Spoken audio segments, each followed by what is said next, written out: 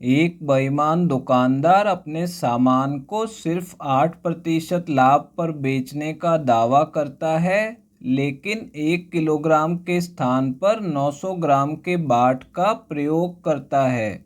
तो उसका वास्तविक लाभ प्रतिशत कितना है, यह हमें बताना है दोस्तों इस सवाल को सॉल्व करने की आज मैं आपको बहुत ही आसान शॉर्ट ट्रिक बताने वाला हूं। देखिए यहाँ पे क्या बोला जा रहा है कि एक बेईमान दुकानदार अपने सामान को सिर्फ 8% के लाभ पे बेचने का दावा करता है, लेकिन 1 किलोग्राम के स्थान पर 900 ग्राम के बाट का प्रयोग करता है। तो यानी कि जो उसका लाभ है वो 8% से तो ज़्यादा ही है, ठीक है। वही हमें बताना है कि उसका वास्तविक लाभ कितना है। तो यहाँ पे उसे दो तरह के लाभ हो रहे हैं।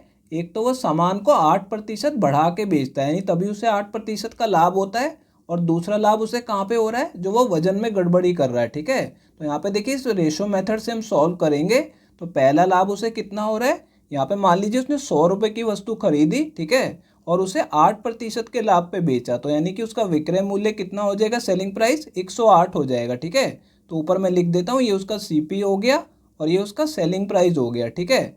अब देखिए दूसरा लाभ उसे कहाँ पे हो रहा है कि वो 1 किलोग्राम के स्थान पे 900 ग्राम के बाट का प्रयोग करता है। यानी कि उसे ग्राहक को कितना सामान देना चाहिए था, 1 किलोग्राम, लेकिन 900 ग्राम दे रहा है। तो इसे देखिए कैसे लिखेंगे, 1 किलोग्राम को 1000 ग्राम लिखते हैं, ठीक है। तो उसे 1000 ग्राम देना चाहिए था, तो इस वाली वैल्यू को हमेशा आपको यहाँ पे सेलिंग प्राइस के नीचे लिखना है, ठीक है। 1000 को यहाँ पे लिखेंगे और वो जितने बाट का प्रयोग कर रहा है उसे CP के नीचे लिखना है, ठीक है, ये ध्यान रखिएगा। तो यहाँ पे 900 को इस तरफ लिखना है, ठीक है। इस तरीके से हमारे दो अनुपात हमें मिल गए हैं। अब इन्हें काट के सॉल्व कर लेते हैं। तो देखिए यहाँ पे 2 जीरो से 2 जीरो कट जाएंगी और ये 1 जीरो से ऊपर वाली 1 जीरो को काट देंगे, ठीक है।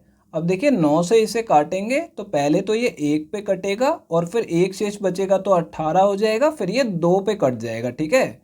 अब देखिए इन दोनों को और यहाँ पे काटेंगे नहीं क्योंकि हमें सीधा 10 मिल रहा है, ठीक है। तो जो भी बचा है उसे नीचे लिख लेना है। इस तरफ 10 बचा हुआ है और इस तरफ 12 बचा हुआ है, ठीक है। तो यहाँ पे हमें CP का और HP का एक और अनुपात मिल गया। अब देखिए वो 10 में खरीदता है और 12 में बेचता है, तो इसे यहाँ पे आसान करने के लिए क्या करेंगे, दोनों तरफ जीरो लगा लेंगे, ठीक है। यानी 100 में खरीदा और 120 में बेचा, तो लाभ कितने का हो गया, 20 रुपये का लाभ हो गया, ठीक है। अब क्योंकि लाभ 100 रुपये पे हो रहा है, इसका मतलब क्या हुआ कि 20% का लाभ हो गया।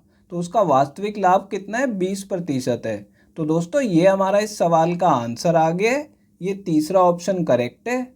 एक बेईमान दुकानदार सामान खरीदते समय 15% लाभ कमाता है और उसे बेचते समय भी 15% लाभ कमाता है। तो उसका कुल लाभ प्रतिशत कितना है, यह हमें बताना है दोस्तों। देखिए दोस्तों इस सवाल में क्या बोला जा रहा है कि दुकानदार जब सामान खरीदता है तो 15% का लाभ कमाता है और उसे बेचते समय भी 15% का लाभ कमाता है। तो इसमें 2-3 तरीकों से इसे सॉल्व किया जा सकता है, लेकिन जो सबसे आसान तरीका है वो मैं आपको बता देता हूँ। इसमें हम सक्सेसिव का फॉर्मूला यूज़ करेंगे, ठीक है। तो यहाँ पे क्या आ जाएगा, x प्लस वाई प्लस में एक्स वाई, इन दोनों का गुणा करके नीचे 100 से भाग कर देंगे, ठीक है। इसमें सक्सेसिव का फॉर्मूला लग जाएगा और x और y की वैल्यू दोनों 15 रहेंगी, ठीक है। तो पहले 15 और 15 को जमा करेंगे तो कितना आ जाएगा, 30 आ जाएगा, ठीक है। और यहाँ पे 15 गुणा 15 कितना आ जाएगा, 225, और नीचे भाग में 100 आ जाएगा। अब देखिए यहाँ पे 2 के बाद पॉइंट लगा देंगे तो कितना हो जाएगा, 2.25 हो जाएगा। तो मैं सीधा इसमें जमा करके लिख रहा हूँ, यहाँ पे 32.25% हो जाएगा, ठीक है। यानी उसका कुल लाभ कितना है, 32.25%। तो दोस्तों ये हमारा इस सवाल का आंसर आ गया है। ये चौथा ऑप्शन करेक्ट है। दोस्तों अगर ये वीडियो आपको पसंद आई हो तो इसे लाइक कर दीजिए, और दोस्तों अगर आप लोग चैनल पे नए हैं तो चैनल को सब्सक्राइब जरूर कर लीजिएगा, और दोस्तों नोटिफिकेशन बेल को दबाना बिल्कुल मत भूलिएगा। तो दोस्तों इस वीडियो को यहीं ख़त्म करेंगे, आपसे मिलते हैं अब अगली वीडियो में।